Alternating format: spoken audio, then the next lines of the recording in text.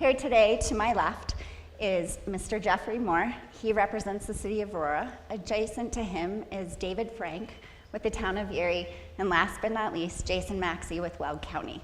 What we've decided is each individual gentleman has a different topic to speak to within their local governments. So since the passing of Senate Bill 181, there's been a significant change in regulations. With the implementation of those regulations, they've each chosen a topic that's currently near and dear to their heart. With that, I'm going to allow them each to present to you. We'd like to keep this interactive as much as possible. Of course, I can talk forever. I have tons of questions, and I work in compliance. But I'm assuming coffee and ibuprofen has kicked in, and I want everyone to first turn around, give Kirby and all of his staff a big round of applause for the best conference.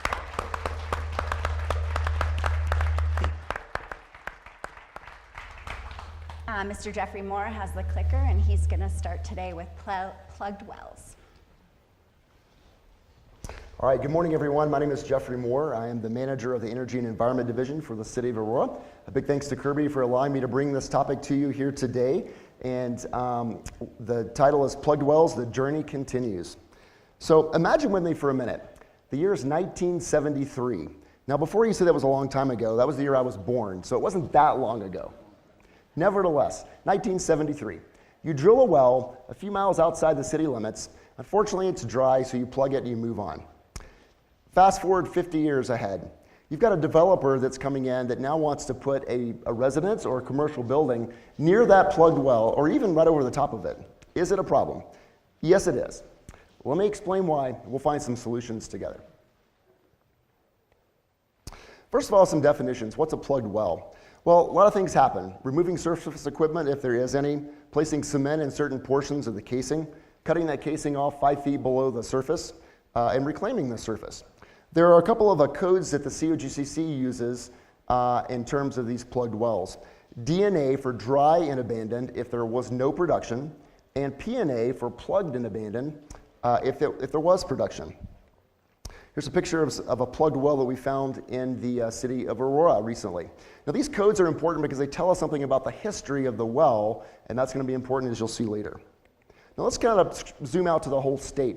There's about 49,000 plugged wells in Colorado right now. About half those are PNA, half those are DNA. There's another more than 49,000 wells that are still open that will one day be plugged.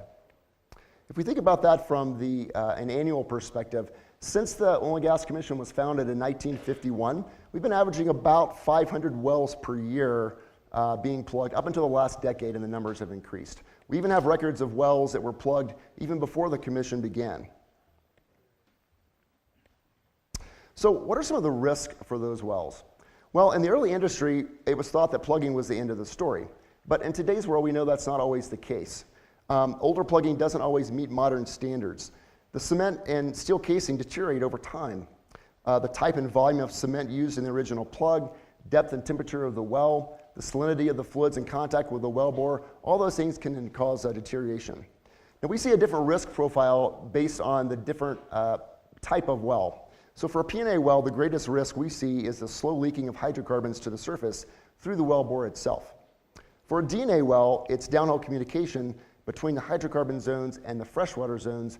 Many of those wells were left open hole after they were plugged. And keep in mind that a dry well doesn't mean that there were no hydrocarbons encountered. It just means that there were no economic production available in that well. Here's an example from the city of Aurora. This is a well that was drilled and dry and plugged in 1958. They used only 20 sacks of cement down to 163 feet, and then it was open hole below that.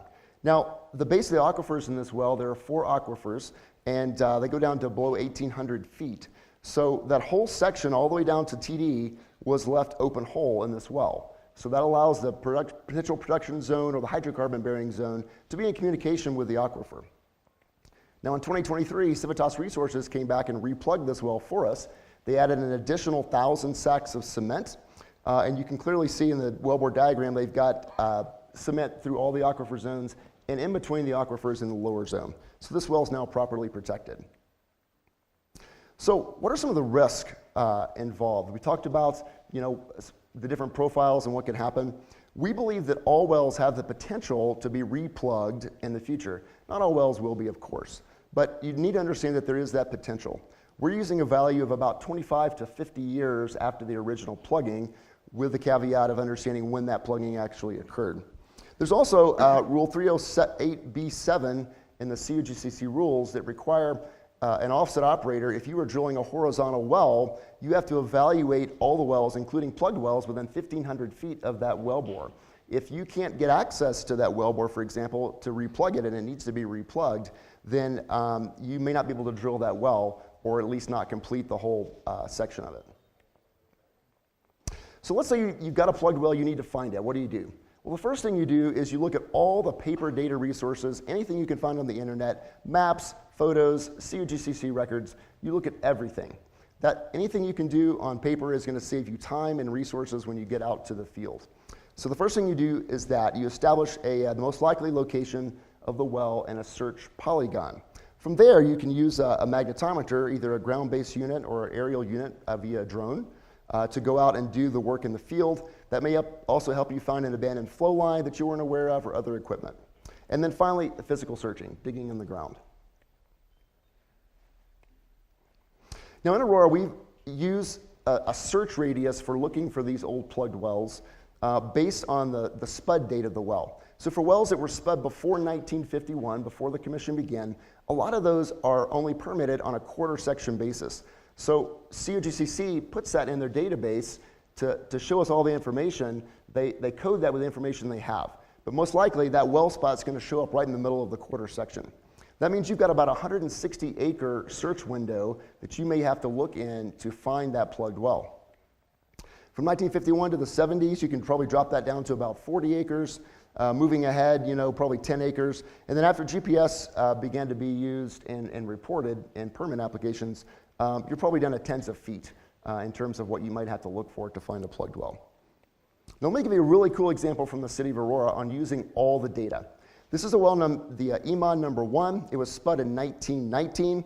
It was permitted in the northeast quarter of section 28. And right there in the center of the section, that's where the COGC records showed that it was. We had a developer that came in that wanted to put some industrial buildings in this quarter section.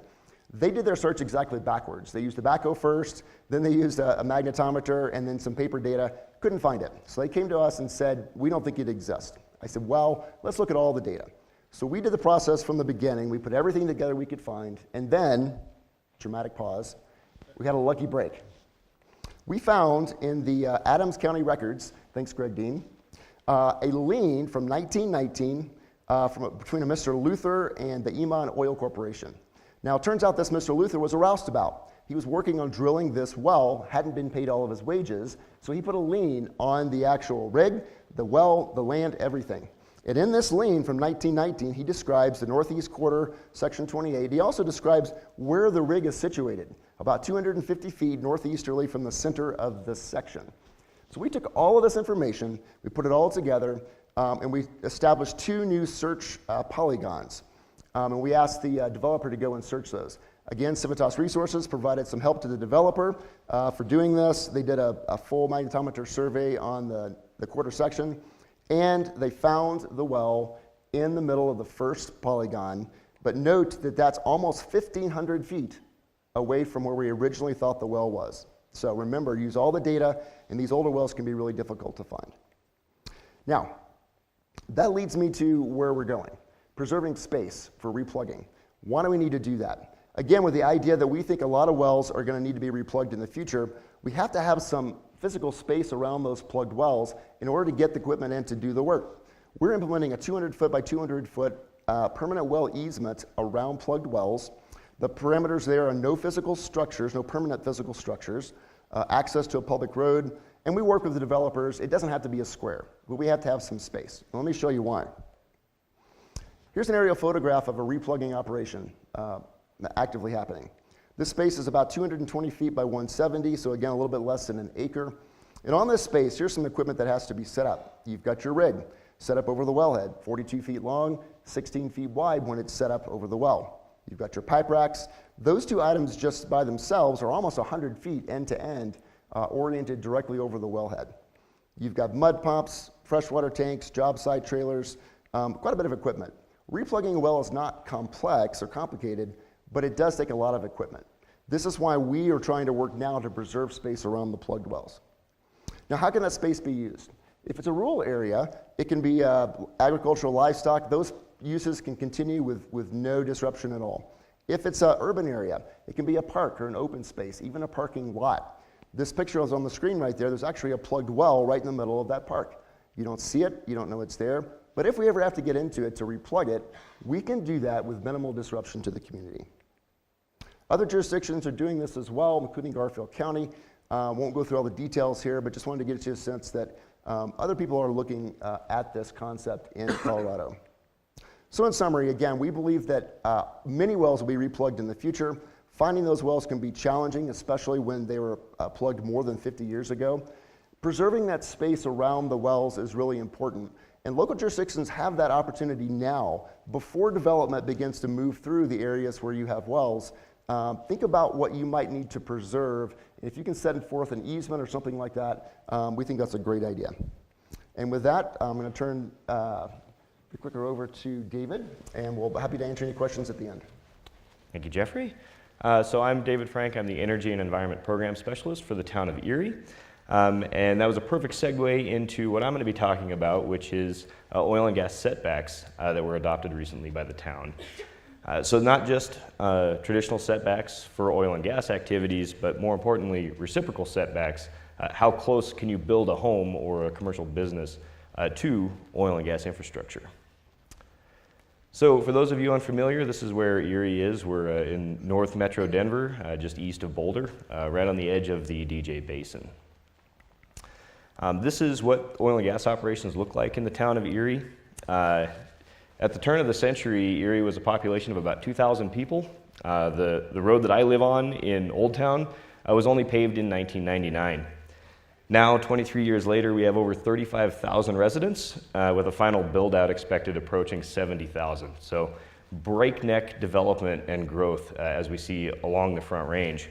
This, of course, puts people in neighborhoods in close proximity to what was previously a rural oil and gas field.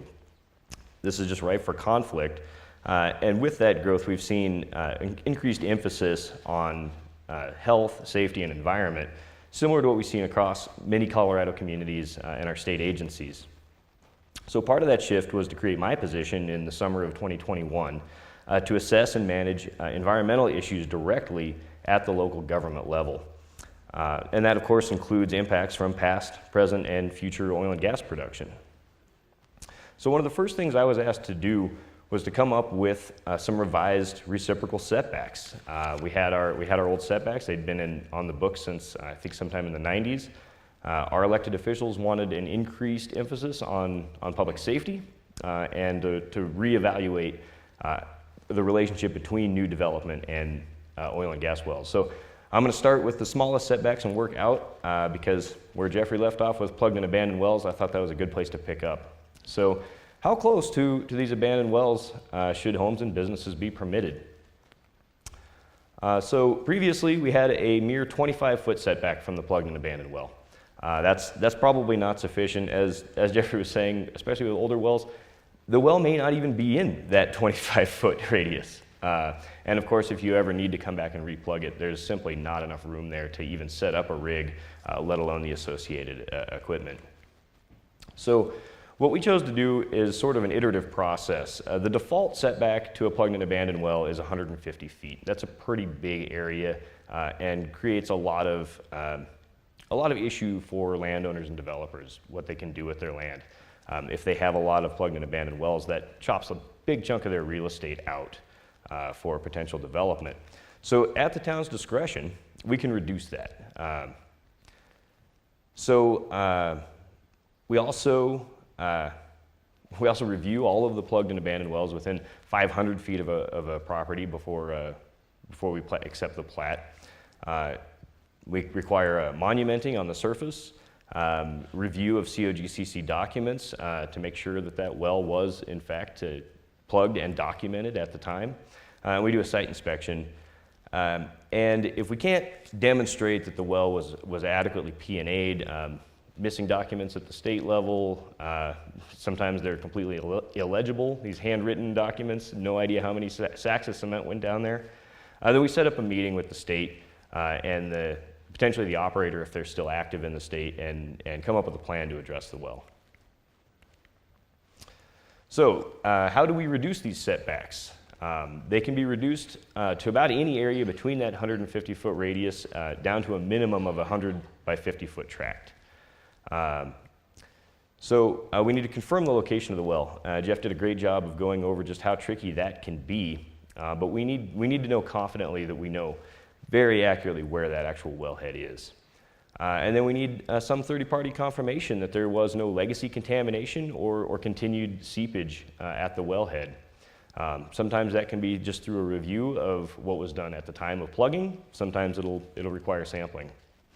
And then we need to look and confirm that to what standard the well was plugged. A well plugged in 1996 is a lot different than a well plugged in 2008 is different than a well plugged in 2023. So we assess how that well was plugged, how safe it is, and then adjust the setback accordingly. And if all else fails, and it's really important for your project that you get that minimum setback, there's always the option of replugging the well. So this is kind of what that looks like. Here again is the town of Erie with our development area shown in a blue outline. The red circles are that 150-foot radius, and then shown in the inset is what that 100 by 50-foot tract looks like. It's a much smaller area, and that can be oriented any way as long as the well is within the center of that rectangle. So we talked about plugged and abandoned wells. Let's talk about existing active wells. Here we've got some lovely oil and gas facilities and some brand new houses that don't even have their roofs yet. So previously we had a 350-foot setback from surface equipment at oil and gas locations to residential lots. Our elected officials wanted something a bit more protective than that. So we changed that to a 500-foot setback, and we measure that now from the working pad surface rather than surface equipment.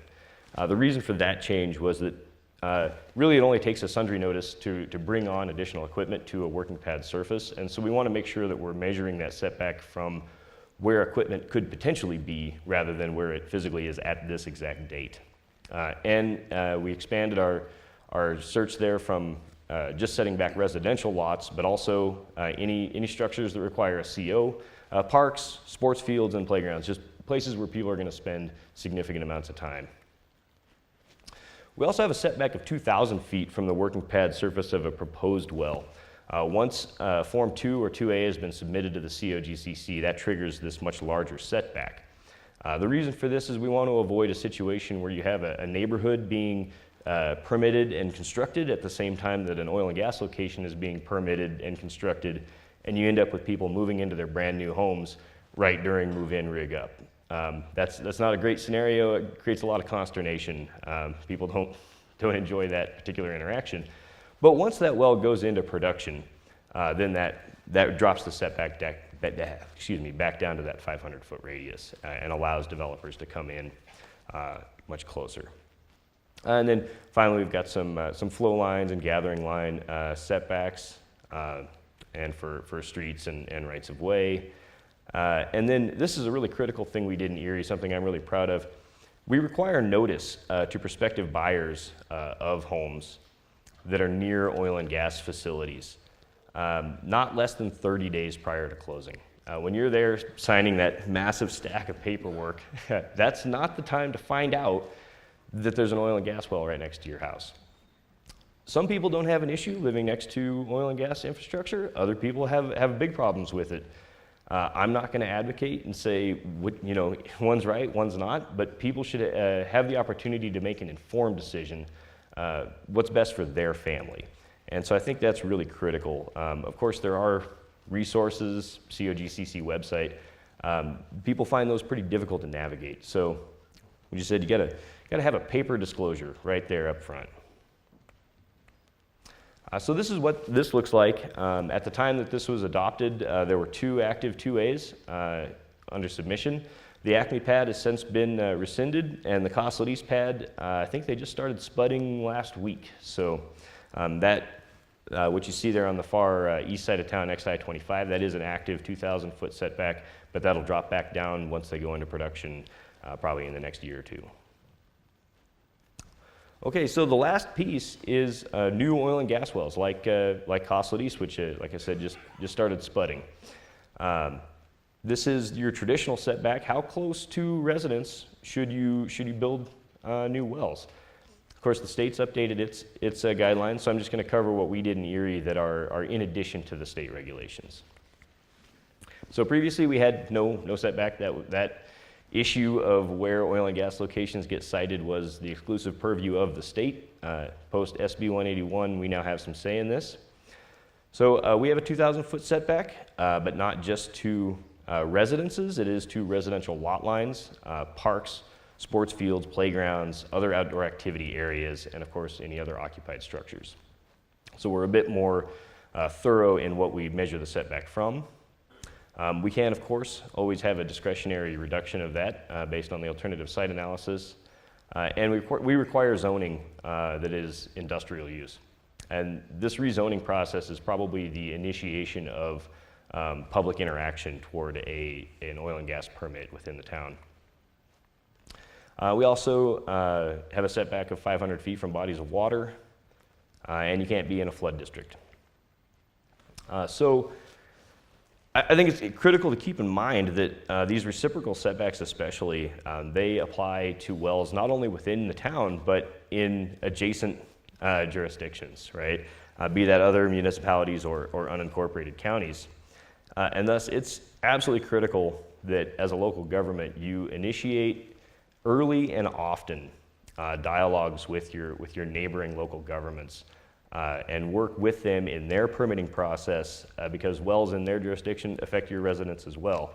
And with that, I'm going to hand it over to my esteemed colleague Jason, who we work frequently with as we are surrounded by, on one half of the town, unincorporated Weld County. All right, well, good morning, everybody. Hope everybody's doing well. As David said, my name is Jason Maxey. I'm the director for the Weld County Oil and Gas Energy Department, and just want to say again thank you to Kirby and his team for this great event and all the networking opportunities and the educational opportunities that we're able to do here. And yeah, we build off each other, as you can tell. I mean, this presentation was built this way so that we could kind of see how things build off each other with local jurisdictions and how we work together and how we bounce things off of each other. But before I go on, I'd be remiss. I would like to introduce my team here that we have. Weld County has a good contingent here. We have 2 county commissioners, Commissioner Ross and Commissioner Sane. I have 3 fantastic members of my team here, Kelly, Stephanie, and Jennifer. So if you haven't talked to them, they love to talk about Weld County. So they're over here. Dave Burns with our Office of Emergency Management is here. And then Ryan Fernandez is sitting in the back. I see him back there with our Environmental Health Department. So Weld County is well represented here, and very happy to be here to share in this learning opportunity of this conference. And they would be especially disappointed at me if I did not ask the audience a quick question. So why couldn't the bicycle stand up? It was too tired. All right. I couldn't let Anna have all the fun yesterday. I mean, good grief. Got to throw one of those out there. So, all right. And you'll be happy to know comedy is not my full-time job. So as David started off with, where is Weld County? So we wanted to do a graphic representation, and the maps kind of build off each other. If you remember Jeffery's, what I'd call kind of heat map, that was from the COGCC, as is this. His had one layer turned on that mine doesn't have, and that's the wells. And so up in the northeastern part of the state is Weld County, just a little over 4,000 square miles, very large territory, very active in oil and gas. And so we have put together a comprehensive set of rules for local permitting. And what I'm going to talk about today is that interaction that David led in with, that interaction between not just other local jurisdictions, but other entities as well. All right, so I'm going to go over briefly the points of interaction, so to speak, with other jurisdictions. And there's 4 of them, basically, that I want to highlight. And so anybody who tells me these days that they think Weld County is just a rubber stamp for oil and gas, I would love to sit down and talk with you, because I could talk about each one of these bullet points in depth. We could talk about all the work that's been done to work concurrently with the oil and gas operators, with other entities to develop our code. And I would say that if you're a local jurisdiction that doesn't have any oil and gas regulations, we'd be happy to answer any questions about how Weld County set things up, how we interact with the COGCC, how we interact with our local government partners, because these are very important. These are very important points. And it starts off with our pre-application meeting, followed up by an operator required notice that they have to send out, followed up with our application, our actual formal application, and a referral period. And then obviously it culminates with what we call our 1041 WOGLA hearing. So to start off with the pre-application meeting, this specifically calls out the COGCC and also CPW if the location that's being proposed is in high priority habitat. Now we've taken a little bit of additional liberty, and we just invite the CPW to every single pre-app meeting. Again, we're trying to get good conversation going here between the jurisdictions that may be affected for where this location is sited. I would also be remiss if I didn't say that Weld County and the COGCC have a MOU, a Memorandum of Understanding, about our permitting processes and how we will engage with each other. In that MOU, the COGCC is required to be at our pre-application meeting. Okay, and I'm skipping down to the bottom right here. But the pre-application meeting is really where planning takes place. Folks, if you're waiting until an application is submitted to you to start thinking about all the things that go into the operator and the time and the money that goes into that application, and then start thinking about, is this the right location? You've missed the boat. You're too far down the road. This pre-application meeting is a huge success on the local side of things. We've seen massive changes from what the operator comes in and what they're asking to do, the location that they want to develop, compared to when we get a formal application in. This has been a great success. I'm going to toot Weld County's horn just a little bit here. It's been such a good success that the COGCC is actually talking about implementing their own pre-application process, because this is when planning takes place. It's not when an application comes walking in your door. Along with the COGCC and CPW, though, Weld staff does determine any other impacted entities that may need to be here, including other local governments. We've got a great, fantastic win story from when we had an operator come in with a pre-application. They wanted to take a certain haul route for their traffic right through a municipality. That municipality was invited. They asked the right questions. We had the robust discussion at that time. The operator amended their haul route to not impact the town. Those are the things that need to be discussed at this stage in the game to impact the application moving forward. Next is that notice that's sent out by the operator of their intent to file an application. This again is sent to multiple regulatory or jurisdictional entities. It's also sent out to property owners. That's one thing that's a little bit unique from us to the COGCC, is that we don't send out notice, and we don't require the operators to send out notice just to building unit owners, just to homeowners. We require it to be sent out to any property owner so that they're aware of this development coming in, so that if they're considering development as well on their property, they're aware of what is being proposed at Weld County. And this is a second opportunity for questions to be asked from anybody in the community, from anybody at the state, at CPW, at any local jurisdiction, to say, hey, we have additional questions at this time. We're still ahead of the application. We can still make modifications really easily at this stage before we move on. The third step is going to be the formal application and what we call our referral period. Now, many of you who might have planning departments of some sort in your local jurisdiction may have a referral period similar to what we're going to talk about here. But this is basically Weld County literally reaching out to you if you're going to be an impacted entity, an impacted jurisdiction, to say, we want your comments on this application. Okay? We wouldn't do that if we're not serious about that. So we ask for comments. It's a 28-day referral period. We send them out again to the same people that are getting the notice from the operator who sent it out in the step prior. And again, this is the third opportunity. I hope you guys are getting the idea here that we want input in this process. It helps with the planning for Weld County. It helps us understand what the hot button issues might be. It helps the operator get ahead of some of the things that they might hear through the development process as well. And then finally, it kind of culminates in our 1041 WOGLA hearing. We publicly notice this in the paper. We're code obligated to do that. There's a certain period of time that we have to notice it in the paper prior to our hearing. Individuals, if you're a property owner, if you're a homeowner, if you're anybody who reads the newspaper or pays attention to our website about upcoming hearings, and you think you want to be a part of our hearing, there's a process for you to do that. So we encourage public input as well. but especially for our referral entity partners. We make it even easier. We literally are asking you for your comments in the step prior, step number 3. We want your comments. If you want to participate in our hearing, you literally just have to check the box on the form that we send out, asking you for your comments, check the box, send it back, you're already in the door. And again, we want that. But when we get to the hearing part, you guys can see that we're kind of down the road quite a bit. And so we would like to have those conversations with anybody ahead of time, whether it's an adjoining jurisdiction or whether it's a ditch company or whether it's a property owner, to give us a heads up about what the concerns are so that, again, we can address them as we move throughout the process here. So our fantastic moderator, who hasn't had to say too much yet, Trisha, sent me this, and I just wanted to end on this slide here because I do think that it is a huge problem in communication, is the illusion that it's taking place. And there's been a few times here recently to where we have gotten through the Weld County process. We have done everything that I laid out at a super high level. And then we get to a COGCC hearing, and I'm sitting there testifying about what we have done at the local level, all the engagement times that we have tried to reach out to people. And then magically somebody shows up that wants to comment at the COGCC level when we've asked for that same input through our process. So it's kind of a little bit of a plea here to leave the local jurisdictions with is to be a part of the solution. Please don't be a part of the problem. If you have questions about development, any type of land use development, that's what the local jurisdictions do through zoning codes, through permit processes, whether it be oil and gas or any other type of permit that goes through your planning department. Work with your local jurisdictions. If you get a referral from somebody like Weld County, please respond. If we don't get a response to a referral, we count that as a favorable response, just so you guys know. Our code specifically says that. So we count it as no news is good news. But anybody in the audience love to just get blindsided at the last minute?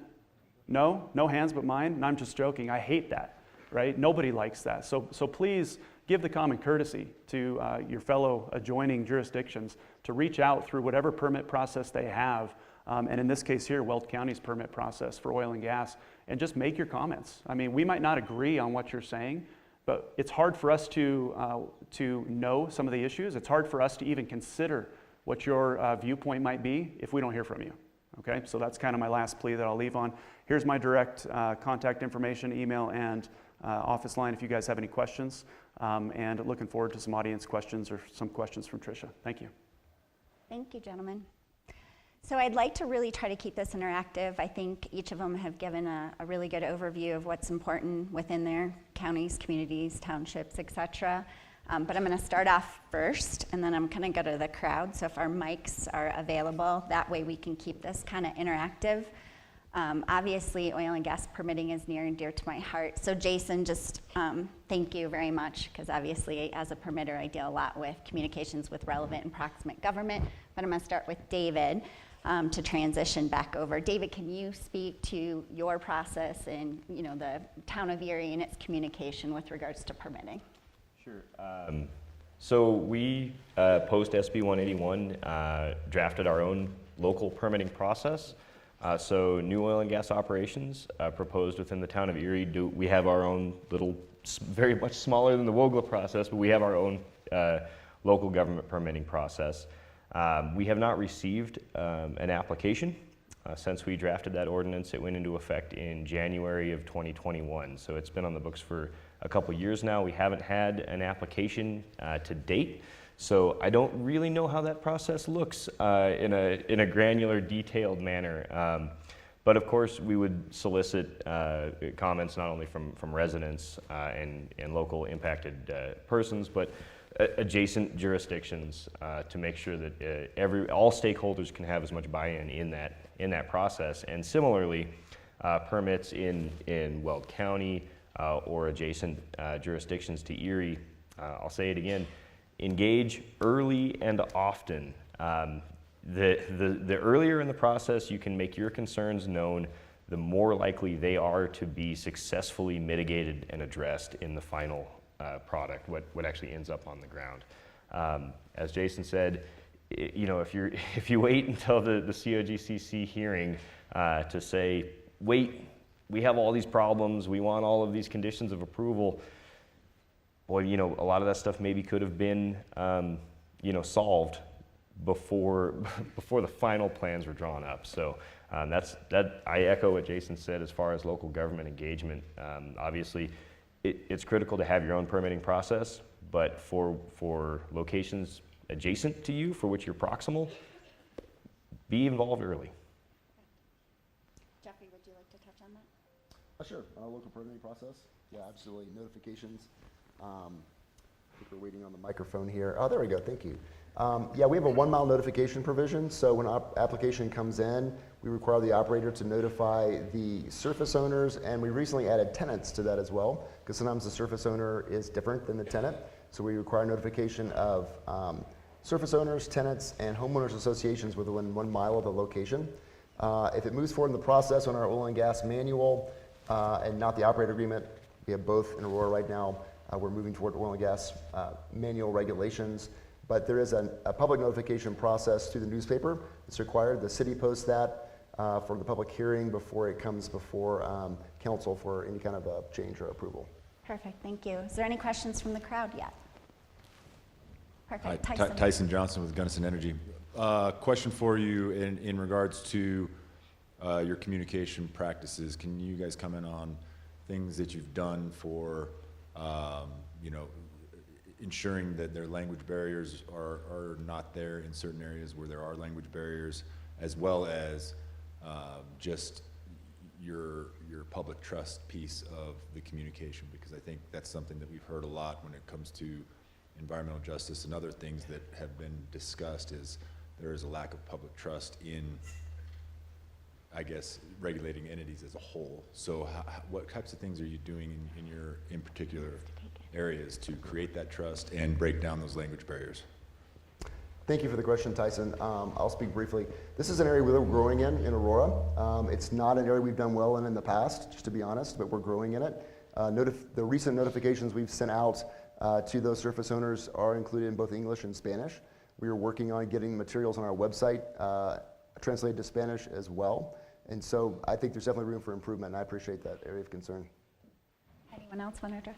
Yeah, Jason.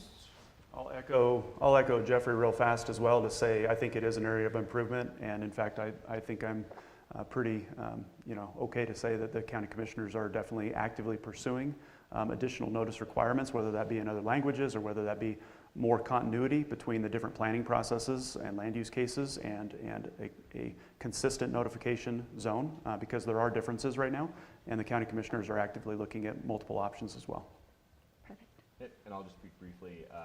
In addition to those formal notifications and communications, which obviously need to be available in as many languages as you can muster, we also have an opt-in notification system. We have about 500 subscribers in the town of Erie, where anytime there's any sort of maintenance notice, move-in rig up, be that for maintenance or for plugging abandonment, we issue a notification to those folks that want to receive those. Also spill notifications, etc. And we found that to be really critical communications to our residents, in that it keeps my phone from ringing off the hook. Having 50 people call me and saying, "Hey, are they fracking in my backyard?"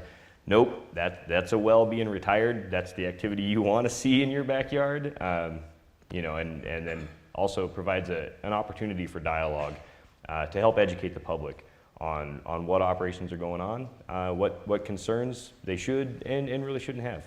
Okay. I think I saw another question over here. Carmi Woolley with the BLM. So David and Jeffrey, you covered the process of identifying plugged and abandoned wells and then ground truthing them. So it seems like in your process, you go through that exercise when there's permits that you receive, but what about the houses that have been permitted and constructed in the past? Are those plugged and abandoned wells being mapped and ground truthed to manage those risks to residences? Thank you for the question. Yes, for Aurora, that's correct. We're fortunate to not to have a lot of plugged wells. We have 58 plugged wells currently, and only a couple of those are in areas of current residential development. So we do look at all the data that we can find, everything from COGCC, any indication that there's a well anywhere, we've got that mapped, and then as we locate those and physically find the wellbore itself. We maintain a separate database in addition to the records at COGCC. We go out with our own GPS unit and take a measurement on where that wellhead is so that we know where it is for the future. We can provide that to the development community, so when someone comes in for a pre-application meeting on another development, like a residence or some other property, that we can tell them, we know where that well is, here's where it is, and here's the parameters around it. And for the perspective of the town of Erie, I'm a department of one, so we're a bit resource limited. I can only put so much on my plate. But to address the existing plugged and abandoned wells where houses predated my existence, my strategy has been to create a database of all the plugged and abandoned wells and then make a priority ranking system. A well that was plugged 2 years ago or even 5, 10 years ago is much less of a concern to me than a well that's been sitting there for 30 years that we don't really know where it is or what condition it's in. Fortunately, we only have, I believe, 5 wells that were plugged in the 20th century. Nearly all of the wells in town were plugged as part of the development process. So as the developer was submitting plat applications, they were also negotiating with the local oil and gas operators to get those wells plugged. So nearly all of the wells, not all of them, but nearly all, are fortunately very recent pluggings, and we can be pretty certain about their accuracy as far as location and the plugging procedure that was done. But we do have a couple that, yeah, I've got their big red stars on my map in my office, and when developments come near those wells, we take special attention to them. Thank you. Jason, did you want to touch on that at all? No. Okay. Did I see another question in the crowd? Back left? Or go ahead. Before your regulations were taken to your planning commission or elected body for consideration and adoption, Steve Louder discussed a little bit about your public engagement process and how you reached out to oil and gas operators and the development community and assisting you with developing. I'm not sure if everybody heard that and if I'm pretty good at reiterating, but before you started your rulemaking process, how did you engage with oil and gas industry operators and the regulated body? Did I paraphrase well? Okay, who would like to start? I'll start with that one. Okay. So Weld County's oil and gas department was started right after 181 was signed in April 2019. We opened our doors in August 2019 with our first version of code. We are now on our 3rd version of code, working on our 4th. I like to call it an evolution in partnership with the operators, in partnership with our staff, in partnership with the community to figure out what works and what doesn't work. So we want to have efficient and effective rules and a process and not be any more duplicative than anybody else wants it to be. Have we engaged the industry? Absolutely. All the way along the way, we've had stakeholder meetings with them, ranging all the way from small groups all the way to very large groups. Weld County holds quarterly meetings with our industry partners to get their feedback on what's working and what's not working. So I would like to think that our process is a continual communication process with the industry as kind of side-by-side partners for what's working and what's not from their perspective. Specific to the reciprocal setbacks, yeah, we engaged with the development community. And it was really through those communications that we came up with our sort of iterative process pertaining to plugged and abandoned wells. It was their feedback that if you put too large of a setback on these P&A wells, Erie's done growing. This is it, 35,000 people, that's your full build out. And that's obviously not in the interest of the town. And so we had to balance the interest of health and safety with the interest of the town to grow. And that's where we came up with this, treating each well individually and uniquely. Perfect. I think we're getting the hook. Thank you all.